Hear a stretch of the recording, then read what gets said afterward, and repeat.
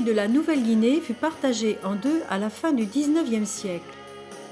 À l'est, la Papouasie-Nouvelle-Guinée, qui avait été colonisée par l'Australie au nom de la Grande-Bretagne et de l'Allemagne, acquit son indépendance au sein du Commonwealth en 1975. L'Ouest avait été annexé par les Néerlandais qui occupaient l'Indonésie. En 1963, au lieu de l'indépendance promise, le président Sukarno envahit cette région qui fut appelée Irian Jaya, puis renommée Ouest Papua en 2007. Les Papous donnèrent leur accord après un simulacre de référendum. Alors, un mouvement indépendantiste poursuit toujours sa lutte par des conflits sporadiques avec le gouvernement indonésien. Quelques régions sont donc interdites aux voyageurs et aux journalistes. Le territoire est couvert à 75% de forêts tropicales et de marécages. Le plus haut sommet d'Indonésie culmine à 5030 mètres. Située juste sous l'équateur, la Papouasie a un climat chaud et très humide toute l'année. Je cherchais un beau site de snorkeling, la randonnée aquatique. Les îles Raja Ampat sont réputées pour leur densité et leur variété de poissons, dont certains sont endémiques.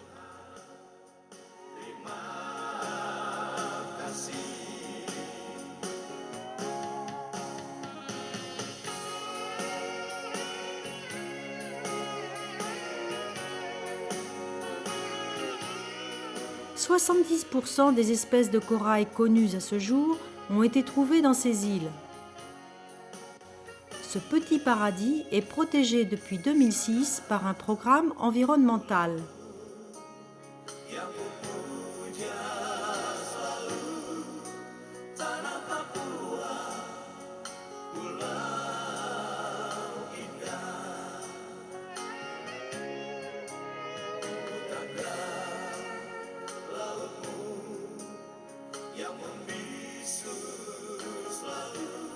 Sorong est le port d'accès à l'archipel.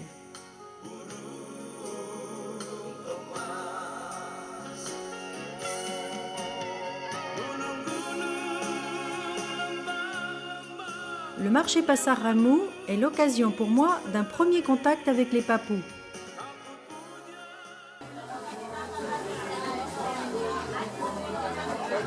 Cette population est accueillante mais encore peu instruite.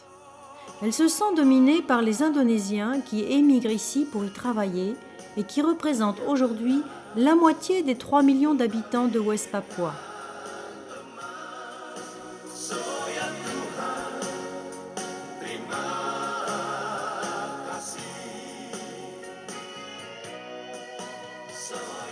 Les Papous sont majoritairement chrétiens évangélistes et les Indonésiens sont musulmans.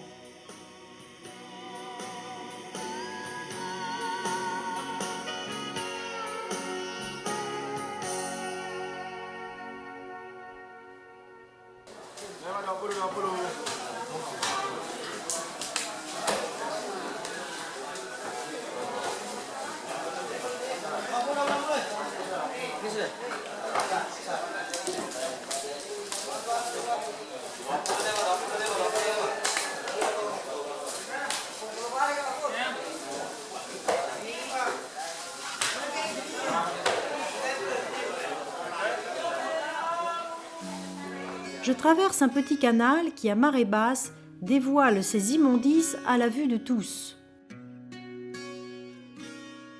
Je m'attendais à pire dans ce petit village de pêcheurs, mais de toute évidence, il a été rénové récemment. De petites maisons en bois ont remplacé les vieux baraquements. Je déambule tranquillement dans ces ruelles de planches et je cède avec plaisir aux demandes de photos qui donnent lieu à de joyeux échanges malgré mon indonésien balbutiant.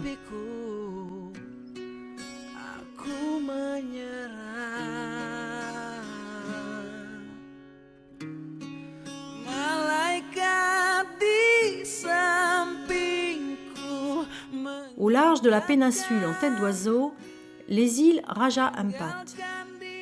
Si vous voulez jouer au Robinson, c'est ici qu'il faut venir. Cet archipel est composé de 4 grandes îles. Une myriade d'îlots, comme des petits champignons, flottent sur la mer, et la plupart sont inhabités. La jungle impénétrable est bordée d'une mangrove ou de plages de sable blanc qui se prolongent par des fonds sous-marins exceptionnels.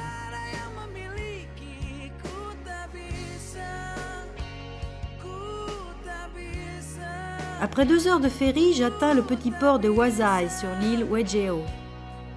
Ici, vivent en majorité des Indonésiens musulmans, alors que les habitants de Raja Ampat sont plutôt des descendants de migrants venus de l'île Biak située au nord-ouest de Papua et qui se sont métissés avec les populations indigènes de l'archipel. Environ 40 000 personnes vivent dans la centaine de villages. Je souhaite commencer par rencontrer les habitants d'un village et Anton, un Javanais émigré, me conduit sur sa moto-taxi à Sapor-Krem.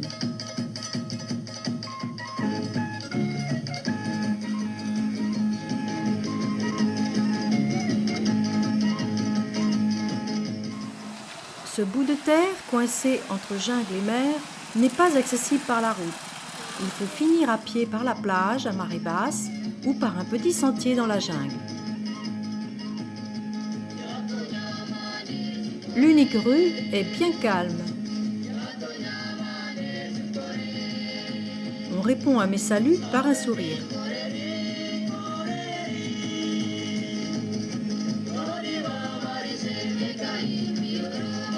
À l'origine, 3 ou 4 familles vivaient ici. Puis, un vrai village a été construit il y a une quarantaine d'années. Aujourd'hui, il regroupe 300 personnes. 91 couples, 118 enfants, m'indique précisément le représentant du gouvernement indonésien. Une dizaine d'hommes travaillent à Wasai. Les autres sont pêcheurs et revendent leurs poissons au port ou dans les homestays alentours.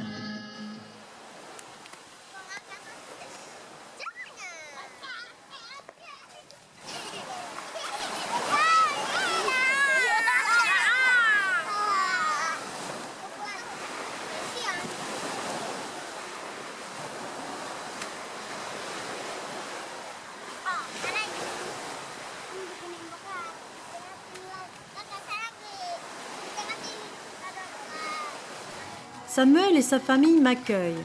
Ma demande l'a surpris car les touristes ne dorment pas chez l'habitant dans les îles.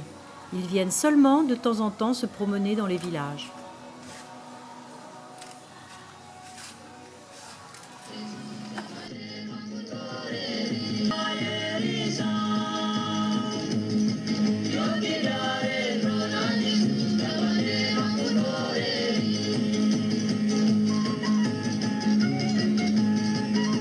La rue est d'une propreté impeccable et chaque famille balaie devant sa porte et brûle ses ordures, ce qui crée une émulation.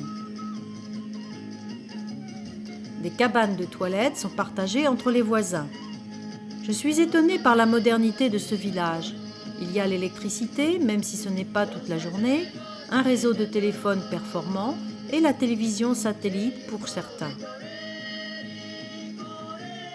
Je me demande pourtant comment les quelques jeunes supportent autant d'isolement.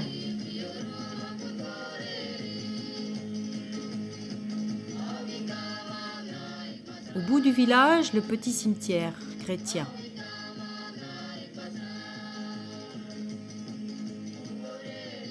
La journée est rythmée par la pêche sur le ponton avant chaque repas.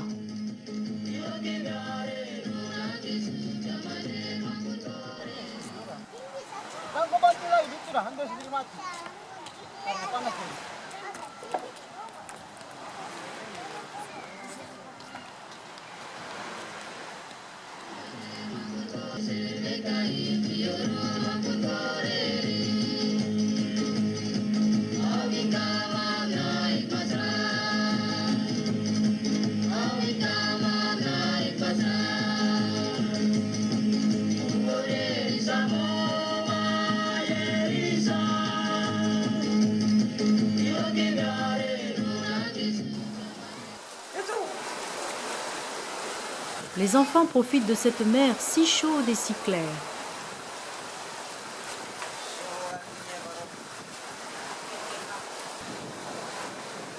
Une planche de bois suffit pour surfer.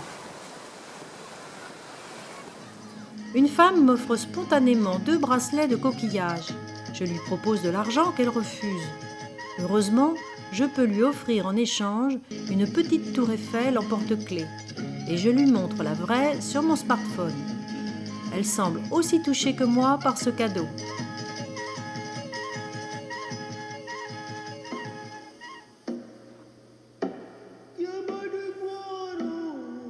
Départ en pirogue à moteur vers mon premier homestay.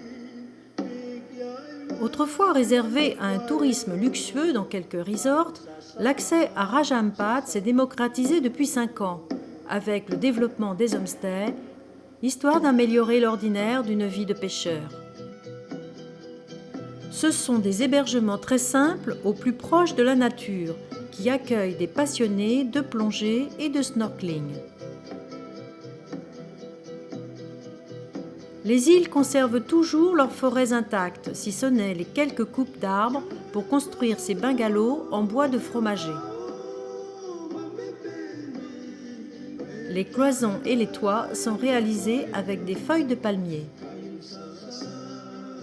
Cet habitat dressé sur pilotis résiste bien au vent et aux vagues. La majorité des homestays est la propriété d'un village ou d'une famille. Ce tourisme a généré du travail pour les jeunes qui restent ainsi dans les îles.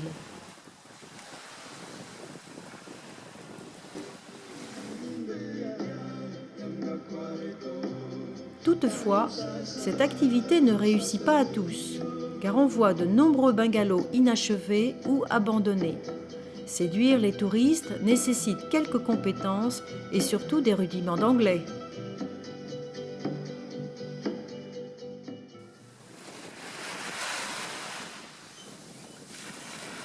Le plus grand danger ici est la chute de noix de coco.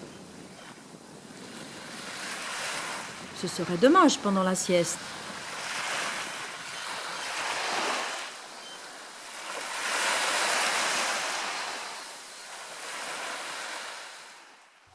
Ces bébés tortues ont été trouvés sur la plage.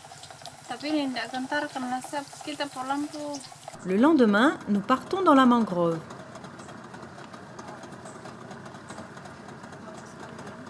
C'est la nurserie des tortues avant le grand départ vers la mer par cette ouverture dans la roche.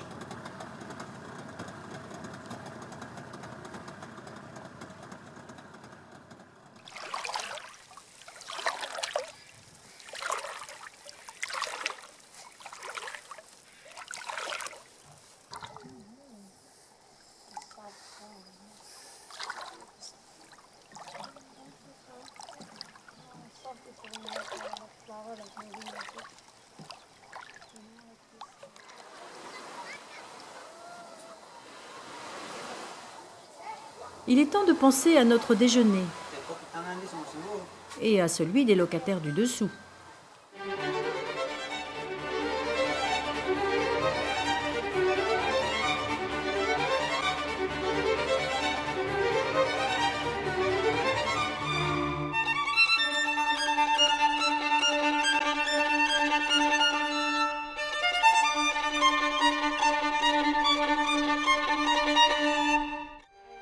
Retour au calme.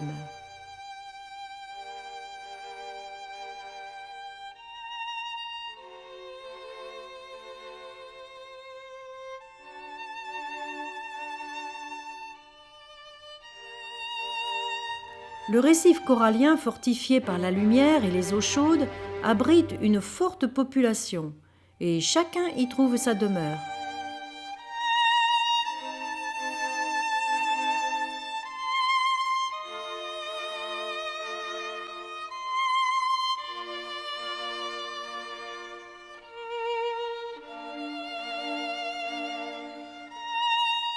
Je me demande pour quels admirateurs ces poissons se parent-ils d'autant de couleurs.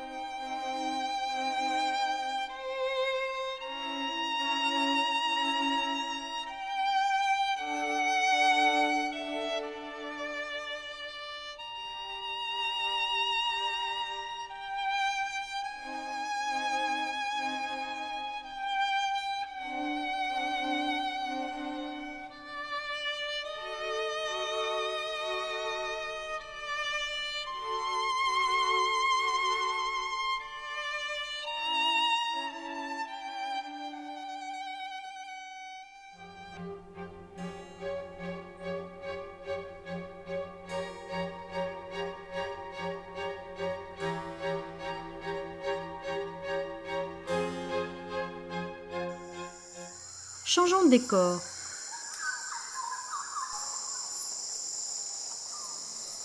La forêt est peuplée d'habitants invisibles.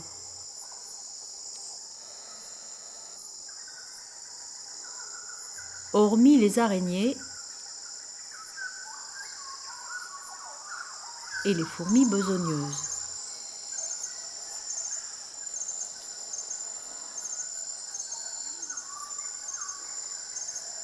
Les oiseaux se répondent tout en haut de la canopée. Mais pour apercevoir un oiseau de paradis, il faut se lever très tôt et être chanceux. Ce beau perroquet est moins farouche et il aime se donner en spectacle.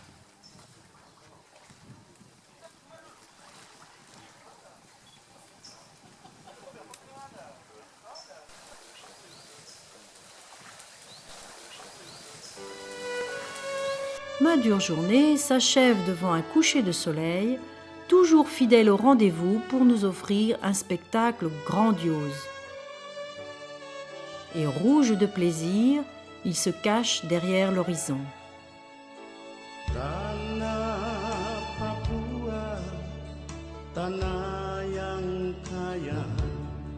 Du haut des collines karstiques, le panorama est magnifique.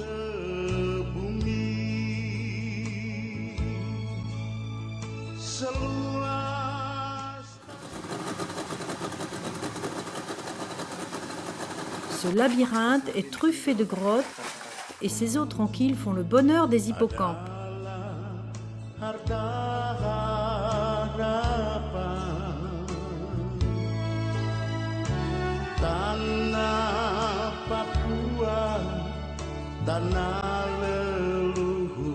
Arborec est la seule île plate de l'archipel et au loin, on ne devine guère le village caché par les palmiers.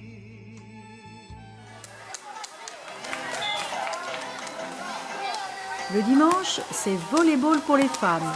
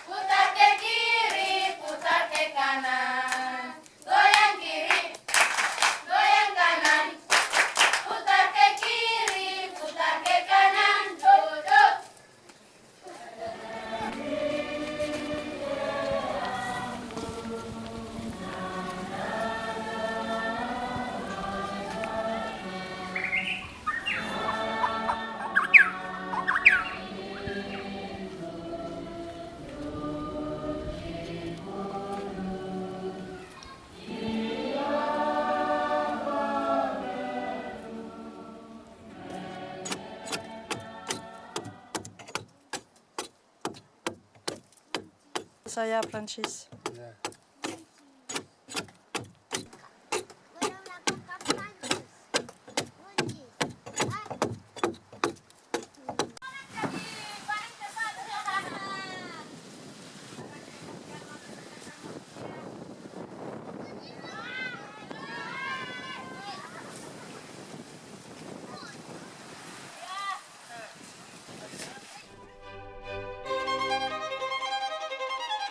Dans cet immense jardin, il n'y a qu'à choisir les couleurs de son bouquet.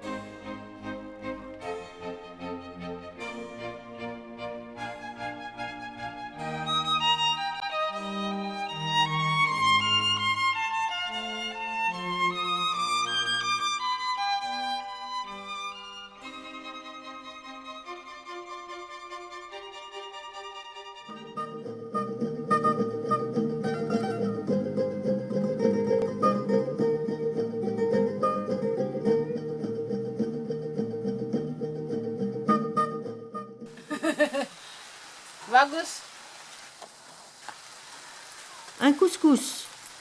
Le marsupial, habituellement nocturne, est difficile à apercevoir dans les arbres. Mais celui-ci a ses habitudes dans la cuisine. Couche, couche, couche. Couche, couche.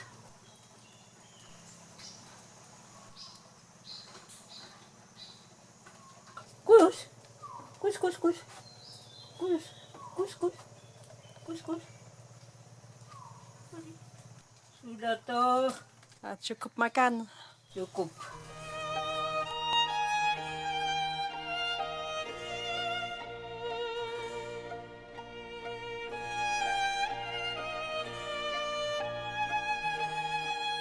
Dans la mangrove, le requin épaulette est un poisson qui marche.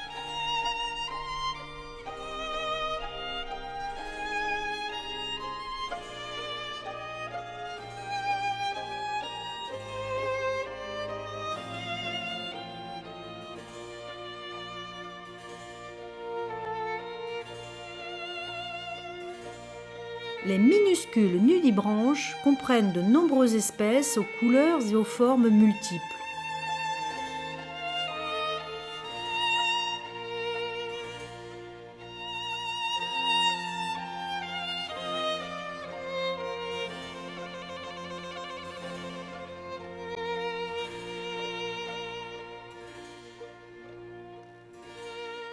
Oups, il a surgi devant moi.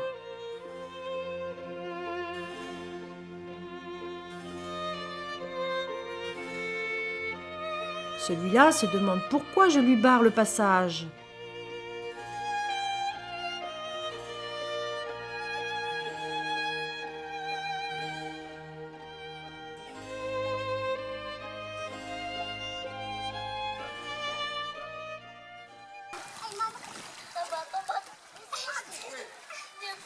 Raja Ampat est un paradis pour les touristes, car pour les papous, le quotidien est conditionné par la pêche.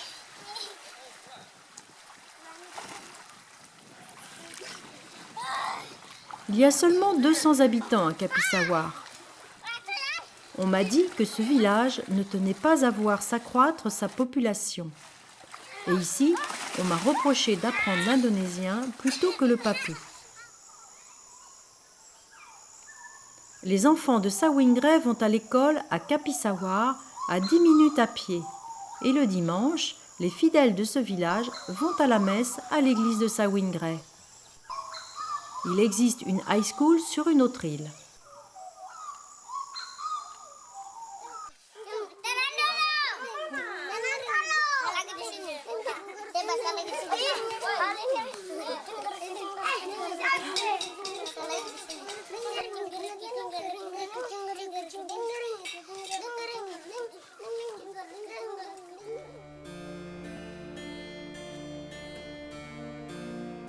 Parfois, il ne faut pas avoir le vertige.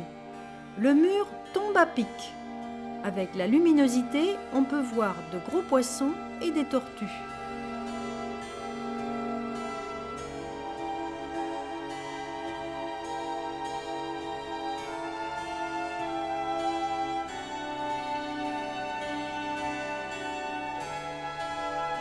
Mais celle-ci s'est aventurée près de la plage.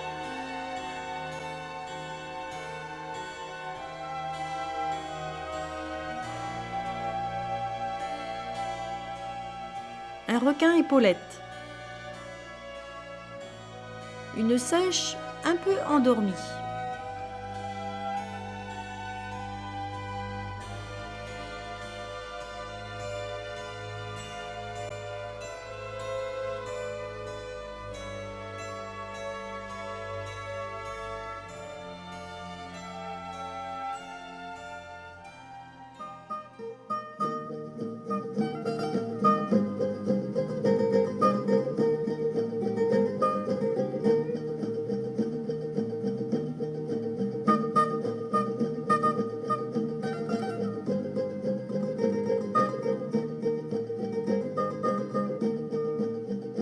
La fleuriste de Friwen.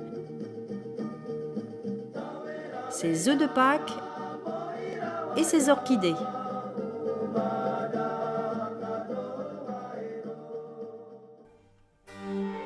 Il faut une bonne vue pour repérer ce nudibranche fluorescent. Les poissons clowns s'ébattent joyeusement dans une anémone.